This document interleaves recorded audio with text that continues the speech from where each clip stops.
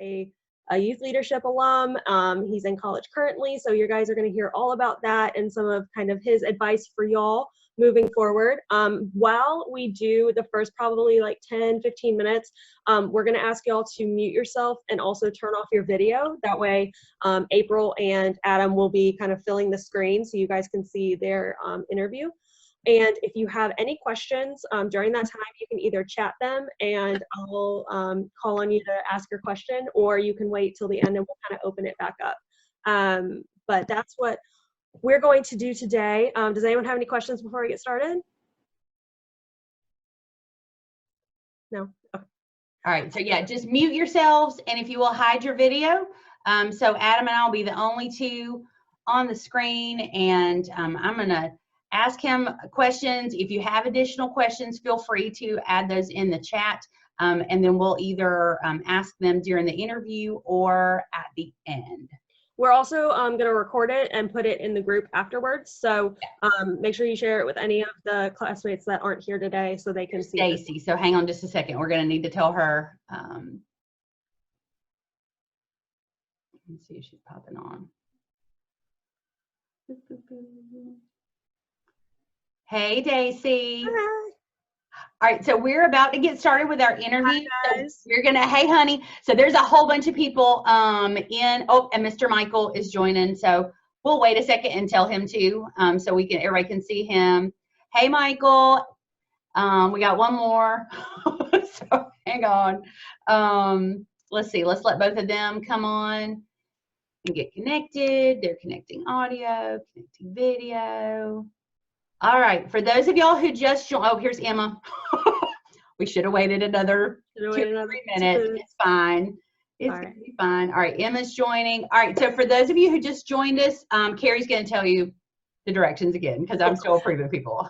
So for those that you that just joined, we're going to do the first about 10 minutes is going to be interview style with Miss April and Adam. So what we're going to do is have you guys mute yourselves and turn the video off because April can make it so that only the two of them are on the screen during the interview.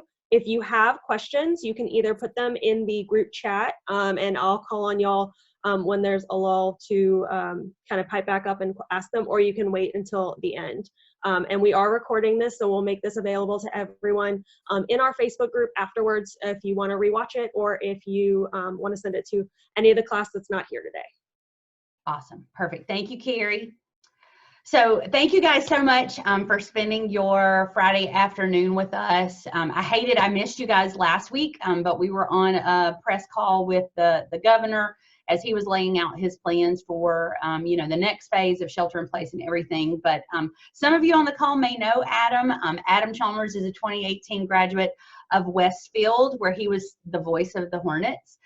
We might talk about that in a little while in his student broadcasting days. But he actually participated in our youth leadership class in 2016, 2017. His dad, Michael, was the chairman of our chamber board. His mom has served on our education foundation. So I've had the unique pleasure of knowing Adam both through his time in the class and then just over the years as I've become personal friends with his parents. Just one of my favorite kids. And Adam, I promise you, I don't tell everybody that, but I had the opportunity to write some letters of recommendation for Adam and have just kept in touch and been able to follow his journey. And I couldn't think of anybody better to be our first guest for this. So Adam is currently a sophomore at Freed-Hardeman University in Henderson, Tennessee. He's majoring in history and secondary education and minoring in political studies and Bible. So Adam, everybody in the class, as you remember, is a high school junior, and actually they would have graduated from our youth leadership program this month, but due to Corona, we're going to have to do theirs in the fall when we do the kickoff. So real quick, if you'll just reflect for a second on your youth leadership experience and any highlights that you'd like to share with the group and sort of reminisce. Well, I thank you for that introduction. I've been trying to think about this. We were talking before this, and honestly, like a lot of these thoughts, like I've just been rushing back because I haven't thought about this in a while, to be honest. I think my favorite thing that we did was going to the Capitol. I really enjoyed that, especially because back then, not so much now, but part of me wanted to think, maybe politics is something that I'd like to get into, and that was fun. But one of the highlights for me, honestly, was just getting to hang out with people from different schools because I went to Westfield private school in Perry, and I'd gone there from kindergarten through 12th grade. So getting to see some people, getting to see some friends actually that had gone into the school system in Houston County that I had known and were able to talk to and hang out with and become friends with people. That was probably my favorite part because it did build a little bit of a family, and it was honestly really fun. So I did enjoy that a lot. That's awesome. So, they're all approaching their senior year, and while it may look a little different, and we'll kind of talk about that post COVID-19, thinking back on your high school career and what was important in your senior year, and maybe things that you want to give them some advice about, involvement or things to prioritize or make sure they don't miss out on. What advice would you give to a rising high school senior? I think one of the things that, first off, one of the things, we may talk about this a little bit later, but one of my regrets in high school a lot was community service. I did not do a lot of that. I had my extracurricular activities, but I was not very involved in the ones that are giving back and serving. And I've really stepped up that at college, and that's something that I'm proud of myself for. So really just trying to find opportunities to be selfless to others, to serve others. As far as advice for senior year, one of the things, again, that I also kind of regret is just wishing it away, because I was really ready to leave, to be honest. I wasn't one of those people that thought that my best days in life were going to be in high school. And I enjoyed it. I loved it. I loved everybody there. But I knew that I wanted more for myself than to just, be that guy that, peaks in high school.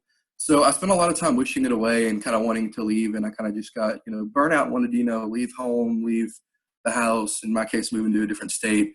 And, it was good for me. I definitely love life right now, but I also felt like I could have done more, especially, whether it be at school, at my church, other things. I really kind of checked out and didn't invest in people like I should have, didn't really invest in those friendships, invest in being kind to others, being nice to others, being a good example for other people. And I kind of just tuned out and was like, well, I'm leaving this place in a couple months anyway. And in my case, I knew that my parents were going to be moving out of the state, so I wasn't really going to come back afterwards. And so I really kind of checked out and didn't really build relationships like I should have. And that is something I regret. So I know it's kind of cliche, but really just save your time. It's natural to want to leave. It's natural to want to move on to those next steps. And I mean, I really do enjoy college right now. I enjoy it more than high school, but really savoring that time and savoring the position you're in with the people that you have, right then, to make the most out of it would be something that I would really say, because I kind of regret that.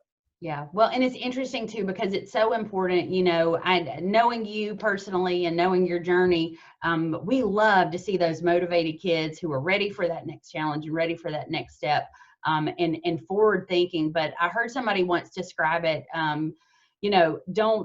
don't jump into your next chapter before you get to the last page and of the one you're in. And I think that's critical, because so many of the kids that come through this program excel in so many different areas of their life, and so they are already 2 steps ahead and already thinking about what I'm going to do the summer before college and where I want to go and all of these things, without fully experiencing the richness of the chapter that they're in, and kind of marinating in the now as you look forward and prepare for the future. So I think that's great advice for them. So switching gears a little bit, and before we get into your college choice, we don't know right now what things are going to look like post COVID-19 when the shelter in place is lifted and everything. What has the change been like for you, going from in-person classes and college coursework to now doing everything fully online and in that space, just to kind of help them relate to your, the load and frequency and how that sort of works as you've seen it unfold? It's honestly been tough for me. I'll go ahead and say, I'm by far, I'm not one of the top students. Like I wasn't the valedictorian, I wasn't the salutatorian. I had a pretty good GPA. I had pretty good SAT, ACT scores, but I was the kind of kid that I was in like most of the honors classes, most of the AP classes, but I was the one that would get like the high B or low A without trying like a lot. So I am not good at self-motivation. I am not good at just sitting down and making myself do things that I don't want to do. So I am kind of lazy when it comes to schoolwork. I'm not one of those intrinsically motivated, it's going to study for hours, going to be the valedictorian. I was just kind of getting good enough to get by. So that's kind of been hard for me. I've definitely stepped that up in college because time management is key, and I've gotten better at studying. But especially being at home, it's something that it's hard to take seriously because I don't know exactly how the high schools did it, but we had a 2-week spring break because we had our original 1 week of spring break and then another week for the teachers to go back and transition all their stuff. So I spent the first 2 weeks at home just doing nothing. And you kind of get in that summer mood or, winter break mood. And then you have to swap back to online classes. And I mean, a lot of my classes, I'm taking 15 hours, so I have 5 classes. Only one of my classes is like, I want you to meet in a Zoom call at 9:30, Monday, Wednesday, Friday, like we normally would. All the other ones are either video lectures or just, essays and things to write. And my one class that has, it's just work where it's like, watch this video, do this assignment. He put a bunch of work due midnight tonight and I haven't even started. So like, I'm going to have to spend the rest of the day, like watching videos, doing essays and stuff. Don't miss that. It's really hard. I think trying to diversify yourself as far as getting to a different schedule, try to mix it up, go outside, stay inside all the time because I've been into that temptation, but also just not doing the same thing every day because we have so much monotony or I can never say that word right. Monotony, whatever it is, around us with, just being in our houses, maybe going outside, a little bit, that we really need to try to switch up our schedules is what I found's worked for me, where I'm not, doing this class at this time every single day because it kind of just drags along, if that makes sense. Yeah, totally. So Adam, that you mentioned you weren't valedictorian or salutatorian, but I can tell you just because I know the schools that you were able to get in, you obviously were doing good enough to get in. So you had the opportunity to go to a number of different colleges or universities. Why were you so intent on where you ended up, and then we'll talk about your experience there and what college life looks like for you. To me, this is the most important thing, and if y'all get anything out of what I'm saying, this would be my number one thing I want to tell y'all. You have to find out why you want to go to college. And that may sound kind of weird, but I had friends, for example, that they were big into academics, and that was their passion, was academics, and they studied and they did all this work, and they wanted to go to the absolute best school regardless of where it was, that had the hardest academics, that had the best credentials. And so that's what the college that they wanted, was just to get into the best academic college possible. I had friends that were going to college and they just wanted to get C's and party and, pass and get a degree and didn't really care. So they just wanted to go to a good party school where they could, pass without trying hard. I had friends that went to a college because mom and dad went there and grandpa and grandma went there, and they watched their football games every Friday and Saturday, every Saturday. And that was their dream school that they had growing up. That really wasn't the case for me. When I thought about, college and what I wanted in it, this may sound weird, but my number one goal was personal growth. This feels kind of weird saying, but, I look at myself now versus myself in high school, and I really don't like the person that I was in high school a lot. I think I was immature. I wasn't very nice to people. I had a lot of growing to do, and especially like from a spiritual side, I don't know if I can say that, but absolutely. I was somebody that grew up religious, and I didn't always take it seriously, and I didn't really always abide by those principles. And that's something that I really wanted to grow in. I really wanted to become a better person. I wanted to have growth where I could, really be a nice person, really work on myself, honestly. And so I wanted to go to a school that I knew would provide that for me. And so I went to a smaller school affiliated with my church where, that's something that I wouldn't trade for an Ivy League education, because I feel like, I've realized a lot of mistakes and a lot of ways I treated people in high school that were immature and weren't the best. Those aren't good things to do. And I feel like I've grown exponentially in, wisdom and in maturity and becoming a better person. And that's really what I wanted from college. I didn't want to go to the absolute best academic place, and I didn't really have a college that like all my parents had went to and everything. Yeah. And that's different for some people. Like, granted, I'm an education major. The reality is, like, I could probably go most anywhere and get a teaching job if I got a degree. There are some people that you're going to be specialized science, specialized engineering, where you have to go to a bigger school. You have to go to a better school, a credentialed one, because those jobs are so competitive.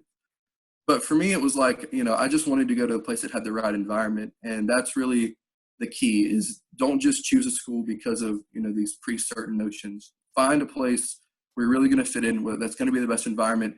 And it can not only help you grow academically, because at the end of the day, a degree is just a piece of paper, but can find you become that better employee, become a better person, and become, better in those goals that you want to grow in. Because that's something that I really tried, and I feel like I've really succeeded in.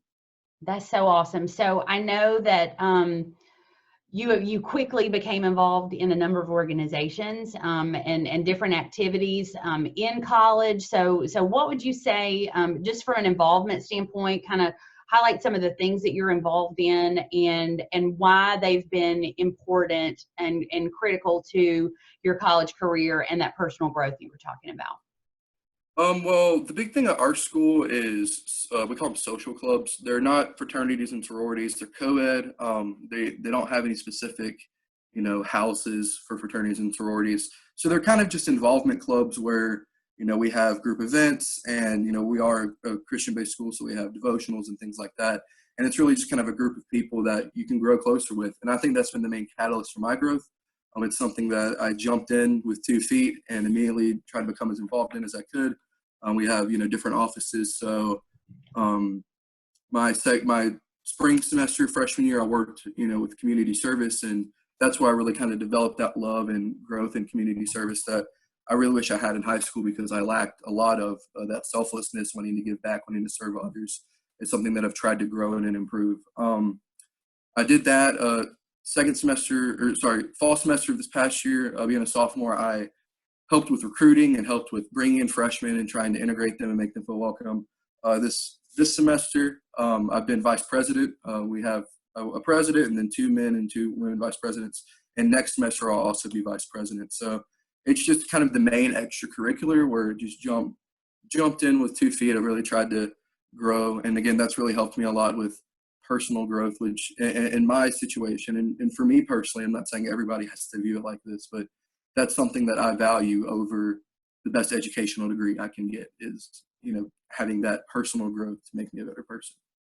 Well, and I think what you just said is really important too, Adam, from the motivational standpoint, whether it's the academic achievement or, personal growth and development, being able to be in tune with and responsive to whatever that driving force is in your life. I think that's critical. And I think being able to just fully know yourself, and I mean, we evolve as people over time and in our different walks and things, but I think it's important. Sometimes we get so busy with activities and clubs and band and soccer and, one-act play and everything else that, you start at what point do you stop and think to yourself, am I doing this because it's what I've always done, it's what I'm expected to do, or do I have an actual interest and passion, in these activities, and are they, steps toward achieving a goal that I have or becoming the person I want to be? And so,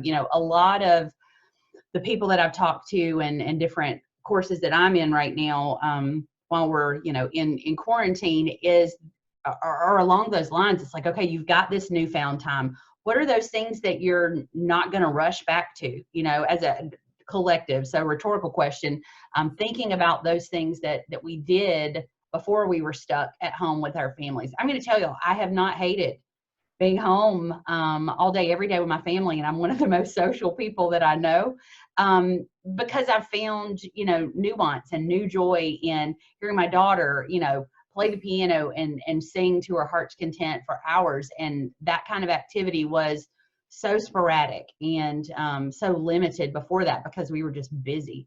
So when you're thinking about things that you may or may not rush back to, is there anything that comes to mind as something that you're probably not going to rush back to, or maybe you're just going to kill it all together? I think for me, I hope this isn't a cop out because it's not a specific thing, but in talking to like what I said at the very first answer, I've always been somebody that's been forward driven and I just want to get on to the next thing. That's just my personality. When I was in high school, I just wanted to get to college. You know, when I was, especially like I talked about with social clubs, when I was this office, I was like, I can't wait till I can do this. And now, you know, I was like, can't wait to be an upperclassman. And now I'm, you know, starting to think about, you know, I'm kind of excited to like, you know, graduate, even though, you know, I really say that college has been the best 2 years of my life so far. And I'm still wanting to move on. And that's something that I've been trying to work on and really trying to slow down with, is just appreciating the moment. And I think sometimes we can spend so much time thinking about the future that we're not doing stuff in the present. And I've been trying to develop some habits, you know, some just, you know, as basic as, you know, cooking. Like I've been trying to develop, I've been trying to cook more. Or, you know, things like, you know, reading and stuff that I haven't been as good on. And I've been trying some and not doing so well at it, but just trying to develop new habits more. I think for me is trying to develop habits that I can take in once we get out of quarantine. I like instead that. of seeing a lot of stuff that I'm just going to take out. Yeah. I found personally for me. That's awesome. So we both said earlier that your secondary education major and history. So how did you end up there, and what do you think you'll be doing when you graduate? What's your goal? It's kind of strange because it's not something that I've wanted to be a teacher since I was a little kid. For most of my high school career until senior year, I was pretty set on doing something with broadcasting because I had done a lot of broadcasting at my school and I really enjoyed it. And then probably double majoring and doing, you know, business management, business marketing, something like that, because I do like, you know, leadership and building and having a team and all of those kind of things. But I really just started to think, especially about the broadcasting, where I had talked to the people that run it, that run the broadcasting system for our school. They're two guys, I think late 30s. They went to Georgia Southern. They both work at the base now, and this is kind of their side job. And they talked about, you know, when they wanted to get into broadcasting full time, and, you know, getting into it's really hard. It's a really hard career, especially in the sports realm, just to be so specific to that. Is hard, where they talked about, you know, there were people that would broadcast minor league baseball and get $6,000 for like 6 months, and they would have to sleep in the office where the stadium is and that kind of stuff. And that didn't appeal to me. But then I kind of thought about, like, what would the ultimate goal be? Because for me personally, if I was on ESPN or if I was, you know, calling, you know, the Atlanta Braves games, which was like, would have been my dream, I would have been on the road like 150, 200 days a year.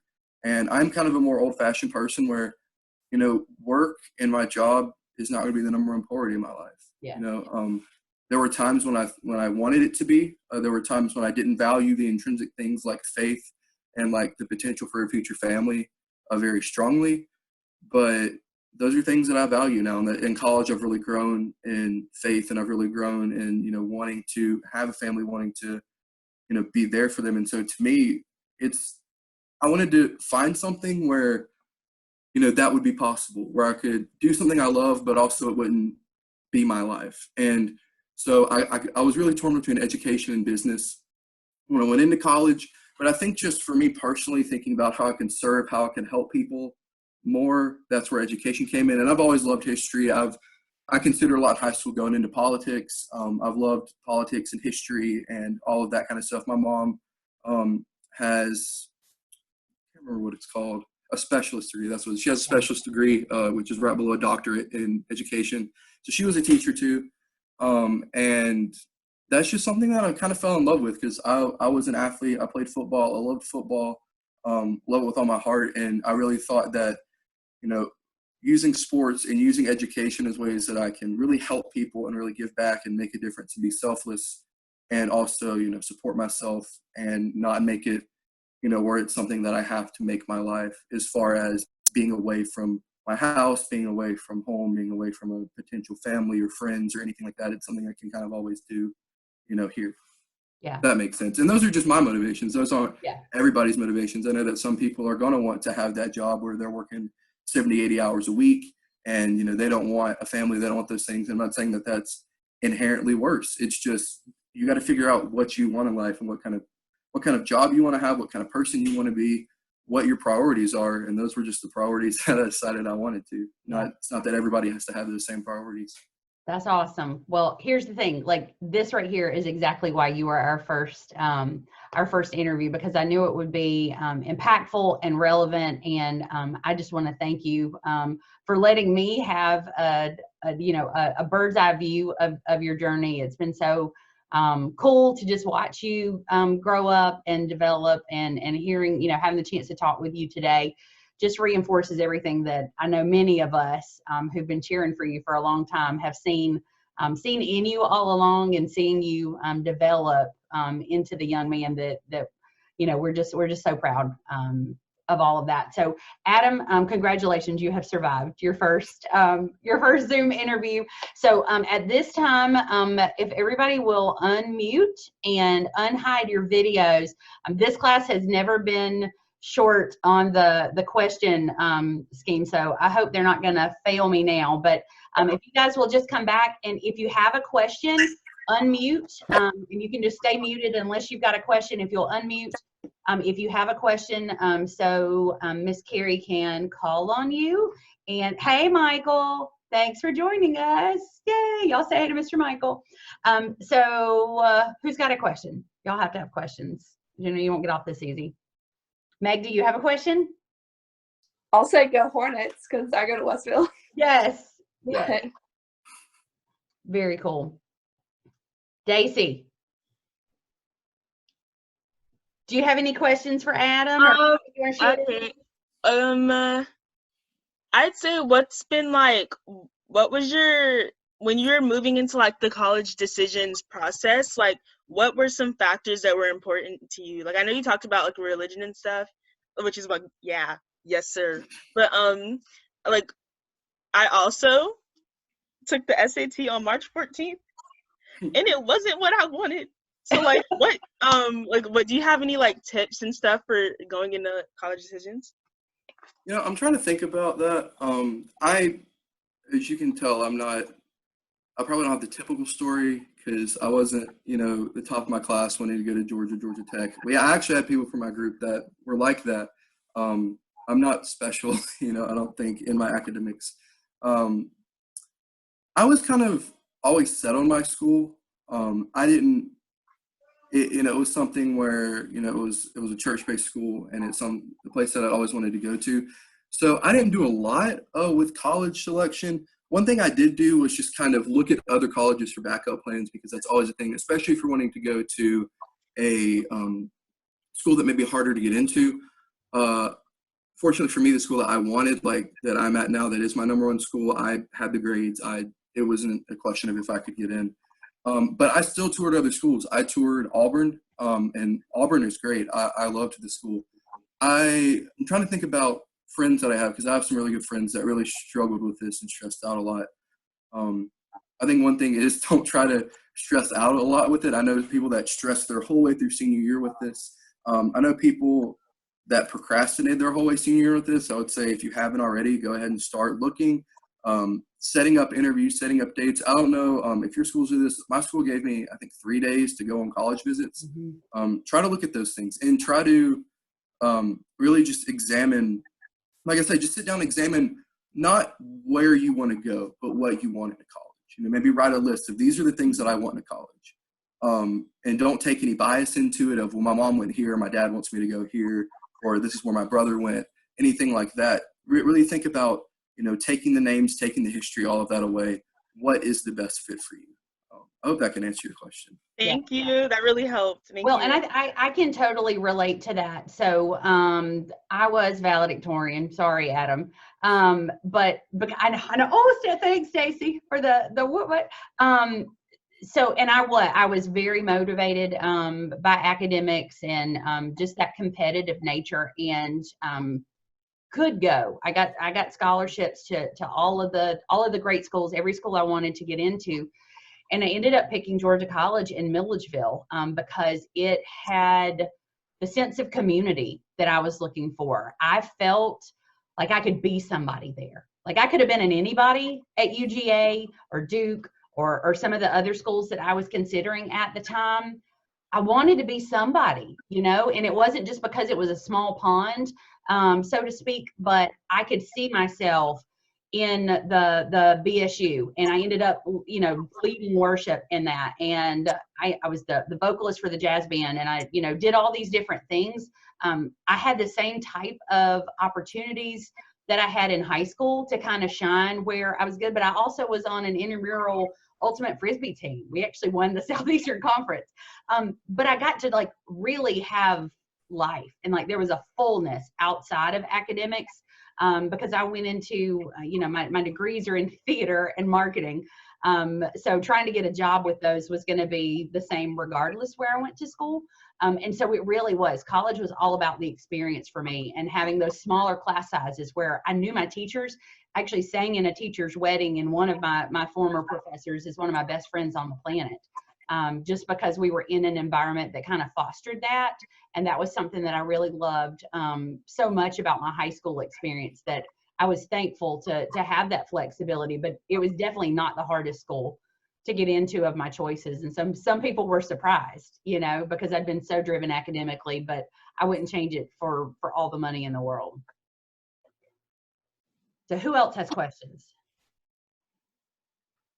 Anybody else? I'll say while we're waiting, Adam, I really liked what you had to say about going somewhere you can grow and going somewhere that you can see your future self, kind of growing into the person you want to be. Because y'all, college is it's hard in a lot of different ways than you're even thinking of, because you are going to kind of be alone for the first time. You're going to be kind of growing in who you are as a person. So make sure that you're looking for a place that you can see yourself becoming the person you want to be, because you're going to grow and you're going to change, you know, sometimes for the best, and sometimes it's not what you thought. But make sure you're making those decisions and hopefully going to a place that you can become a better version of yourself. I ended up I went to Georgia, so a very big school. I didn't know anyone, and it was a huge change for me. And it was harder and helped me become the person I am in a lot of different ways that I didn't even realize at the time. So make sure that you are kind of looking around, like when you're doing those visits, look around the student body, talk to some people. If they'll talk, just be like, hey, like, you're a student here, you know, what's your favorite part about going to school here, or anything like that. Because everyone has a different journey in school, and you want to make sure that where you go kind of is in line with who you want to be. Yeah, I think that's a big thing for me personally.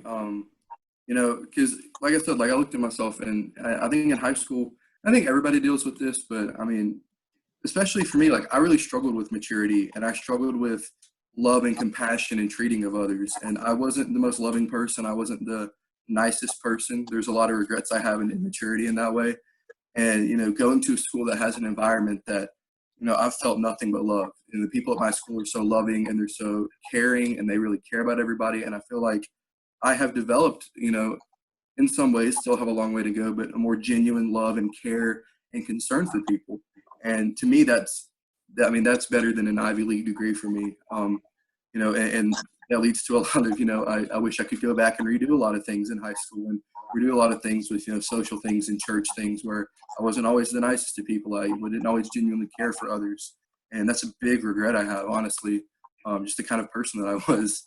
And to me, I would much rather, you know, get my little smaller school degree and go into an environment that I really feel is growing as a person than go to that bigger prestigious college and have a prestigious degree, but spend 4 years just all I'm doing is studying and not getting experience. And I know people that have done both. I have friends that have gone to Georgia. That was the big school. You know, Westfield has basically this culture, not to be rude or call them out, but The through line. But you go to, like, it's basically, if you're able to get into Georgia, you're really pushed hard to go to Georgia. If you can't, you're really pushed hard to go to Georgia Southern. It's just kind of the culture at Westfield. And very few people, you know, there's some Mercer people, some of the really, really top people may go to, you know, I know one girl that went to Duke, but I have friends that could have gotten into better schools in Georgia, and they just went to Georgia because that's kind of like what they were expected to. And some of them have thrived, have gotten really involved in the community, and have done great.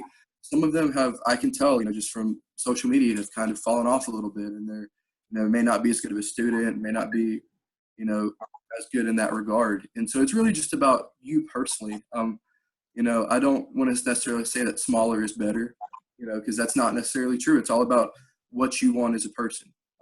It's not that smaller, lesser schools are better. You may thrive way more at Georgia than you would at Middle Georgia State. It just kind of depends about what you are as a person. But don't go off the assumption that I'm being pushed in this direction, or I'm supposed to go here, or this is where my parents want me to go. So even though I don't really want to go there and don't feel like I'm going to fit in, that's kind of what I have to do. Because this really is an important decision. And I especially, and again, this may be because I am education, and I'm fully willing to admit that, like, I could probably get a degree from about any school and be a high school teacher. Like, not to defame my profession, but it's not, like a specialized engineering degree or specialized science degree where school selection really matters in some situations. But for me, it's about really getting that growth and getting that culture where you can enjoy your 4 years, where you can put in the work, but also have a life outside of that. And you have to find, whether that's a big school, a small school, or somewhere in between, where you can get the best out of that. Yeah, that's awesome. Hey, Raina, did you have a question? Yeah, I did. What was the hardest transition from high school to college? Great question. For me, it was honestly just the physical transition. My parents have moved now. I'm actually in Huntsville, Alabama, but I still lived in Warner Robins when I left, and so I was 7 hours away. I was an only child. had to have both parents in my household and have a great relationship with them, and just that initial leaving was hard because I didn't go to school like some of my friends did that went to Georgia, that went to Southern, with 15, 20 of my classmates. I didn't really have a bubble. I knew two people when I went. One of them I just had kind of known. I didn't know neither of them particularly well. And so that was hard for me, just that initial leaving, being alone, really trying to adapt. And that's something that personally my school is really good at, is they have systems in place for freshmen to help get them involved, get them integrated. But that was honestly the hardest part. The workload for me, that hasn't been a tough part. And again, that may be a smaller school and education major, because I have people that are way smarter than me that are biology majors and kinesiology majors and struggle very hard. But to me, a lot of the workload is still manageable. You have to manage your time better. It's more work, but it's not necessarily harder work for me personally. It's just a lot more work. It's not that I can't comprehend things or I struggle with things or just above my level. So really those social things, like just integrating, leaving your family, knowing for me personally that, like, if I wanted to go to my parents, it'd be 7 hours away, which, some people are going to go. Some of y'all may go to Mercer, or some of y'all may go to Georgia and y'all can come home on the weekends. That wasn't the case for me. I was really just jumping headfirst into a new environment when I'd never really done that before, because I've gone to Westfield since pre-K and I lived in Middle Georgia since I was 2, so I didn't really have to deal with that. Yeah. Anybody else before we let Adam go? Sandra, you got anything? You good? Michael, anything you want to add before we let Adam go? I just want to echo and say thanks to Adam.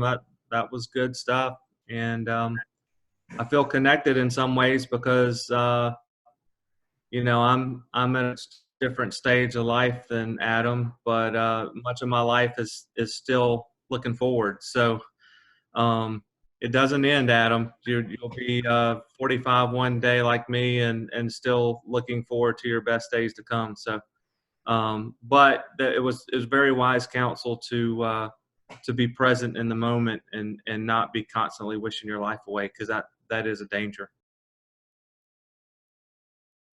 Yeah, for sure. So y'all help me. Adam, thank you so much. I thoroughly enjoyed this. Yeah. Claps from everybody. I'm going to sign you off, and we will also send you the link. So you'll have the recording as well as class. And then class, if y'all will just hang out for just a minute, and Carrie will tell us about what's coming up and any other questions y'all have.